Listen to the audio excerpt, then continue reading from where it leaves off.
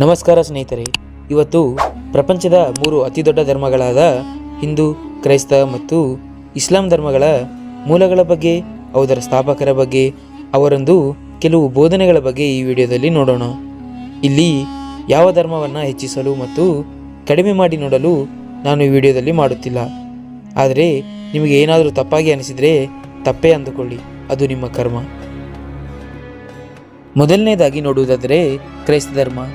ಇದು ಸುಮಾರು 2000 ವರ್ಷಗಳ ಹಿಂದೆ ಯೇಸು ಕ್ರಿಸ್ತನಿಂದ ಸ್ಥಾಪಿಸಲಾಯಿತು.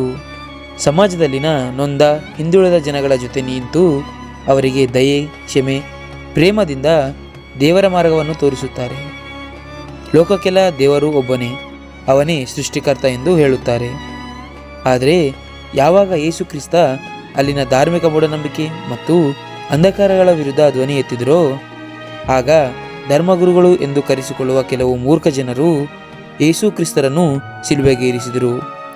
ಆದರೆ ಕ್ರೈಸ್ತರ ನಂಬಿಕೆಯ ಪ್ರಕಾರ 3 ದಿನಗಳಲ್ಲಿ ಯೇಸು ಮತ್ತೆ ಜೀವಂತವಾಗಿ ಬಂದರಂತೆ. ಅಂದಿನಿಂದಲೇ ಕ್ರೈಸ್ತ ಮತ ಪ್ರಾರಂಭವಾಯಿತು. ಈ ಕ್ರೈಸ್ತ ಧರ್ಮದ ಪವಿತ್ರ ಗ್ರಂಥ ಎಂದರೆ ಬೈಬಲ್. ಈ ಗ್ರಂಥವನ್ನು ದೇವರ ವಾಕ್ಯ ಎಂದು ಕರೆಯುತ್ತಾರೆ. ಕ್ರೈಸ್ತರು ತುಂಬ ನಂಬುವುದೇನೆಂದರೆ ಯೇಸು ಕ್ರಿಸ್ತ ದೇವರ ಮಗ. ದೇವರು ಎಲ್ಲ ಜನರ ಪಾಪಗಳನ್ನು ಹರಿಸಲು ತನ್ನ ಮಗನನ್ನು ಭೂಮಿಗೆ ಕಳುಹಿಸಿದ್ದಾನೆ ಎಂದು ನಂಬುತ್ತಾರೆ.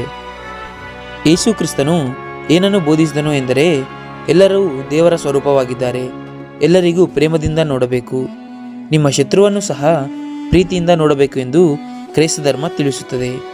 ಸಮಾಜ ಸೇವೆ ಮಾಡುವುದೇ ನಮ್ಮ ಧರ್ಮವೆಂದು ಹೇಳುತ್ತದೆ. ಪ್ರಪಂಚದಲ್ಲಿ ಸರಿಸುಮಾರು 340 ಕೋಟಿ ಜನ ಕ್ರೈಸ್ತರಿದ್ದಾರೆ. ಕ್ರೈಸ್ತರು ತುಂಬ ಕಡಿಮೆ ಹಬ್ಬಗಳನ್ನು ಮಾಡುತ್ತಾರೆ. ಅವುಗಳಲ್ಲಿ ಪ್ರಮುಖವಾದವು ಕ್ರಿಸ್ಮಸ್ ಹಬ್ಬ. ಇದನ್ನು ಯೇಸುವಿನ ಜನ್ಮದಿನವಾಗಿ ಆಚರಿಸುತ್ತಾರೆ. ಮತ್ತೊಂದು ಹಬ್ಬ ಗುಡ್ ಫ್ರೈಡೆ. ಇದು ಯೇಸುವನ್ನು ಶಿಲುಬೆಗೇರಿಸಿದ ದಿನ. ಇನ್ನೊಂದು ಹಬ್ಬ ಕೊನೆಯದಾಗಿ ಈಸ್ಟರ್. ಈ ದಿನವನ್ನು ಯೇಸುವನ್ನು ಶಿಲುಬೆಗೇರಿಸಿದ ನಂತರ 3 ದಿನಗಳ ನಂತರ ಯೇಸು ಜೀವಂತವಾಗಿ ಮರಳಿ ಬಂದ ದಿನವಾಗಿ ಆಚರಿಸಲಾಗುತ್ತದೆ.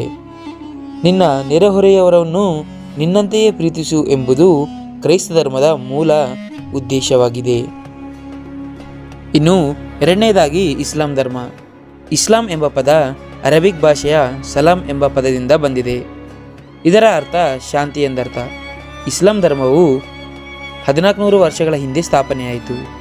ಇದನ್ನು ಸ್ಥಾಪಿಸಿದವರು ಮಹಮ್ಮದ್ ಪೈಗಂಬರ್. ಇವರು ಸೌದಿ ಅರೇಬಿಯಾದ ಮೆಕ್ಕಾ ನಗರದಲ್ಲಿ ಜನಿಸಿದರು. ಪೈಗಂಬರರಿಗೆ ತಮ್ಮ 40ನೇ ವಯಸ್ಸಿನಲ್ಲಿ ದೇವರ ದೂತವಾಣಿಯು ಕೇಳಿಸುತ್ತದೆ. ಈ ಸಂದೇಶವನ್ನೇ ಮುಂದೆ ಕುರಾನ್ನಲ್ಲಿ ಬರೆಯುತ್ತಾರೆ. ಕುರಾನ್ ಎಂಬುದು ಮುಸ್ಲಿಮರ ಪವಿತ್ರ ಗ್ರಂಥವಾಗಿದೆ. ಮಹಮ್ಮದ್ ಪೈಗಂಬರ್ ಬೋಧಿಸಿದ್ದು ಏನೆಂದರೆ ಪ್ರಪಂಚದಲ್ಲಿ ದೇವರು ಒಬ್ಬನೇ, ಅವನೇ ಅಲ್ಲ. ಮಾನವರ ನಡುವೆ ಸಮಾನತೆ ಇರಬೇಕು. ಅನ್ಯಾಯ, ಅಹಂಕಾರ, ಅಶಾಂತಿ ಉಂಟು ಮಾಡುವುದು ಒಂದು ಪಾಪದ ಕೆಲಸ ಎಂದು ಹೇಳುತ್ತಾರೆ. ಕುರಾನ್ ಎಂಬುದು ದೇವರ ನೇರ ಸಂದೇಶ ಎಂದು ಎಲ್ಲ ಮುಸ್ಲಿಮರ ನಂಬಿಕೆಯಾಗಿದೆ. ಇದು ಮಾನವ ಜೀವನದ ಪ್ರತಿಯೊಂದು ಹಂತಕ್ಕೂ ಮಾರ್ಗದರ್ಶನ ಕೊಡುತ್ತದೆ. ಜೀವನದಲ್ಲಿ ಹೇಗೆ ಬದುಕಬೇಕು, ಹೇಗೆ ನಡೆದುಕೊಳ್ಳಬೇಕು, ಹೇಗೆ ಇರಬೇಕು ಎಂಬುದನ್ನು ತಿಳಿಸುತ್ತದೆ.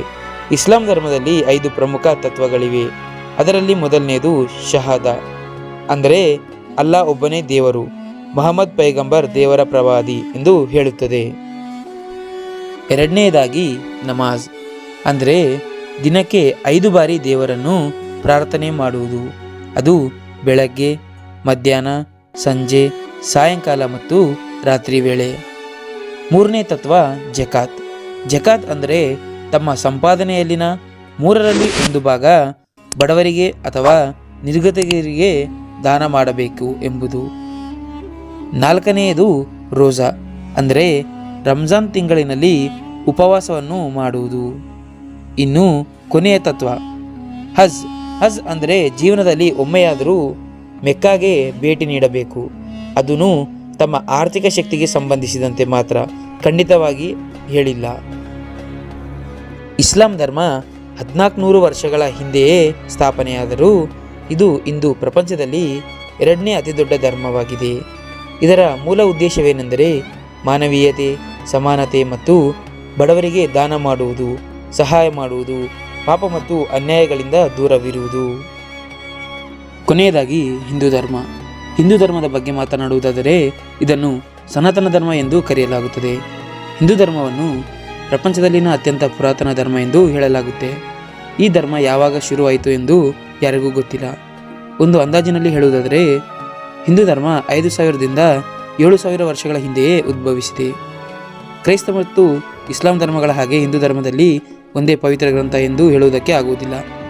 ಏಕೆಂದರೆ ಹಿಂದೂ ಧರ್ಮದಲ್ಲಿ ವೇದಗಳು, ಉಪನಿಷತ್ತುಗಳು, ಮಹಾಕಾವ್ಯಗಳೆಲ್ಲವೂ ಪವಿತ್ರ ಗ್ರಂಥಗಳೇ ಆಗಿವೆ. ಅವುಗಳಲ್ಲಿ ಈಗ ಅತಿ ಮುಖ್ಯವಾಗಿ ಭಗವದ್ಗೀತೆಯನ್ನು ಹಿಂದೂ ಧರ್ಮದ ಪವಿತ್ರ ಗ್ರಂಥ ಎಂದು ಹೇಳಲಾಗುತ್ತಿದೆ. ಇಲ್ಲಿ ಸನಾತನ ಧರ್ಮದ ಅರ್ಥ ಏನು ಗೊತ್ತಾ? ಸನಾತನ ಅಂದರೆ ಶಾಶ್ವತ, ನಿತ್ಯ, ಆದಿಯಿಂದಲೂ ಇರುವುದು, ಅಂತ್ಯವಿಲ್ಲದೆ ಇರುವುದು. ಒಟ್ಟಾರೆ ಹೇಳುವುದಾದರೆ ಯುಗ ಯುಗಾಂತರಗಳಿಂದ ಶಾಶ್ವತವಾಗಿರುವಂತೆ ಇರುವುದು ಸನಾತನ ಧರ್ಮದ ಅರ್ಥವಾಗಿದೆ. ಹಿಂದೂ ಧರ್ಮ ಹುಟ್ಟಿಕೊಂಡಿದೆ ಒಂದು ಕುತೂಹಲಕಾರಿಯಾದಂತಹ ವಿಷಯ. ಸುಮಾರು 7000 ವರ್ಷಗಳ ಹಿಂದೆ ಜನರು ಸೂರ್ಯ, ಗಾಳಿ, ಮಳೆ, ಅಗ್ನಿ ಇವುಗಳಿಗೆ ತುಂಬ ಗೌರವಿಸಿ ಬದುಕುತ್ತಿದ್ದರು. ಅವರು ಪ್ರಕೃತಿಯನ್ನು ದೇವರಂತೆ ಪೂಜಿಸುತ್ತಿದ್ದರು. ಇದರಿಂದ ಅವುಗಳ ವೇದಗಳಲ್ಲಿ ದೇವರ ರೂಪಗಳನ್ನು ಪಡೆದುಕೊಳ್ಳುತ್ತವೆ. ನಂತರ ವೇದಗಳ ಕಾಲ ಬರುತ್ತೆ. ಈ ಕಾಲದಲ್ಲಿ ಜನರು ಸತ್ಯ, ಧರ್ಮ, ಆದರ್ಶ ಇವುಗಳನ್ನು ಮಹತ್ವ ಅಂತೂ ಅರಿತುಕೊಳ್ಳಲು ಪ್ರಾರಂಭಿಸುತ್ತಾರೆ. ನಾನು ಯಾರು? ಈ ಜಗತ್ತು ಹೇಗೆ ಹುಟ್ಟಿಕೊಂಡಿತು? ಸತ್ಯ ಅಂದರೆ ಏನು ಎಂಬ ಪ್ರಶ್ನೆಗಳಿಗೆ ಅವರು ಹಾಕಿಕೊಳ್ಳಲು ಶುರು ಮಾಡುತ್ತಾರೆ. ಆಗ ಆತ್ಮ ಮತ್ತು ಬ್ರಹ್ಮ ಎಂಬ ಸತ್ಯ ತಿಳಿಯುತ್ತದೆ. ಆಗ ಅನೇಕ ಋಷಿಮುನಿಗಳು ಅನೇಕ ಧರ್ಮದ ದಾರಿಗಳನ್ನು ಬೋಧಿಸುತ್ತಾರೆ. ನಂತರ ಪುರಾಣಗಳ ಕಾಲ ಬರುತ್ತೆ. ಆಗ ಧರ್ಮ ಅಂದರೆ ಏನು ಎಂದು ಅರ್ಥ ಮಾಡಿಸೋಕೆ ರಾಮಾಯಣ, ಮಹಾಭಾರತಗಳಂತಹ ಇತಿಹಾಸಗಳನ್ನು ಬರೆಯಲ್ಪಡುತ್ತವೆ. ಹಿಂದೂ ಧರ್ಮದ ಅತಿ ಮುಖ್ಯವಾದಂತಹ ಸಿದ್ಧಾಂತಗಳಿವೆ. ಅದರಲ್ಲಿ ಮೊದಲನೆಯದು ಆತ್ಮ. ಅಂದರೆ ಹಿಂದೂ ಧರ್ಮದ ಪ್ರಕಾರ ದೇಹ ನಾಶವಾಗುತ್ತೆ, ಆದರೆ ಆತ್ಮವಲ್ಲ. ಎರಡನೇದು ಕರ್ಮ. ಕರ್ಮ ಅಂದರೆ ನಾವು ಮಾಡುವ ಕೆಲಸಗಳ ಪ್ರತಿಫಲ ನಮಗೆ ದೊರೆಯುವಂಥದ್ದು. ಅದು ಒಳ್ಳೆಯದೇ ಆಗಿರಲಿ ಅಥವಾ ಕೆಟ್ಟದಾಗಿರಲಿ, ಇದನ್ನು ಕರ್ಮ ಸಿದ್ಧಾಂತ ಎನ್ನಲಾಗುತ್ತೆ. ಈ ಕರ್ಮ ನಮ್ಮ ಮುಂದಿನ ಜನ್ಮದಲ್ಲೂ ಸಹ ಪ್ರಭಾವ ಬೀರುವಂಥದ್ದು. ಈ ಜನ್ಮದ ಕೃತ್ಯ ಮುಂದಿನ ಜನ್ಮದಲ್ಲೂ ಫಲ ಕೊಡಬಹುದು ಅಂತ. ಮೂರನೇದಾಗಿ ಪುನರ್ಜನ್ಮ. ಪುನರ್ಜನ್ಮ ಅಂದರೆ ಆತ್ಮ ಎಂದಿಗೂ ಸಾಯುವುದಿಲ್ಲ, ಆದ್ದರಿಂದ ಅದು ದೇಹ ಬದಲಾಯಿಸುತ್ತದೆ. ಆತ್ಮವು ತನ್ನ ಕರ್ಮದ ಪ್ರಕಾರ ಹೊಸ ದೇಹವನ್ನು ಪಡೆಯುತ್ತದೆ. ನಾಲ್ಕನೆಯದಾಗಿ ಮೋಕ್ಷ. ಮೋಕ್ಷ ಅಂದರೆ ಆತ್ಮವು ಬ್ರಹ್ಮನಲ್ಲಿ ಲೀನವಾಗಿ ಮುಕ್ತಿಯನ್ನು ಪಡೆಯುವುದು. ಹಿಂದೂ ಧರ್ಮದಲ್ಲಿ ಅನೇಕ ದೇವರುಗಳಿದ್ದಾರೆ, ಆದರೆ ಅವರೆಲ್ಲ ಒಂದು ಪರಮಶಕ್ತಿಯ ಹಲವು ರೂಪಗಳು ಅಷ್ಟೇ. ಅದರಲ್ಲಿ ಪ್ರಮುಖ ದೇವರುಗಳೆಂದರೆ ಬ್ರಹ್ಮ ಸೃಷ್ಟಿಕರ್ತ, ವಿಷ್ಣು ಪೋಷಕ ಮತ್ತು ರಕ್ಷಕ ರೂಪದಲ್ಲಿ, ಮತ್ತು ಶಿವ ಸಂಹಾರಕ ಮತ್ತು ಪರಿವರ್ತನೆ ಮಾಡುವಂಥವನು. ಇನ್ನು ಲಕ್ಷ್ಮಿ, ಸರಸ್ವತಿ, ಪಾರ್ವತಿ, ಗಣೇಶ, ಹನುಮಂತನಂತಹ ಮುಂತಾದ ದೇವರುಗಳು ಒಂದು ಪ್ರಮುಖ ಶಕ್ತಿಯ ವಿಭಿನ್ನ ರೂಪಗಳಾಗಿದ್ದಾರೆ. ಹೀಗೆ ಈ ಮೂರು ಧರ್ಮಗಳಿಗೆ ತಮ್ಮದೇ ಆದ ಇತಿಹಾಸ, ನಂಬಿಕೆಗಳು ಇವೆ. ಆದರೆ ಈ ಮೂರು ಧರ್ಮಗಳು ಹೇಳುವುದು ಒಂದೇ: ಮನುಷ್ಯ ಎಂದಿಗೂ ಒಳ್ಳೆಯದನ್ನೇ ಮಾಡಬೇಕು, ಒಳ್ಳೆಯ ಮಾರ್ಗದಲ್ಲಿ ನಡೆಯಬೇಕು. ಆದರೆ ನಾವುಗಳು ನಮ್ಮ ಧರ್ಮ ದೊಡ್ಡದು, ನಮ್ಮ ಧರ್ಮ ಶ್ರೇಷ್ಠ ಎಂದು ಕಿತ್ತಾಡ್ತೀವಿ. ಆದರೆ ಧರ್ಮಗಳು ನಮ್ಮ ನಡುವೆ ಗೋಡೆಗಳಾಗಬಾರದು.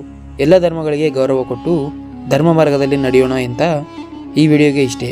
ಸಿಗೋಣ ಮುಂದಿನ ವಿಡಿಯೋದಲ್ಲಿ. ಲೈಕ್ ಮಾಡಿ, ಚಾನಲ್ಗೆ ಸಬ್ಸ್ಕ್ರೈಬ್ ಮಾಡಿ. Thanks for watching.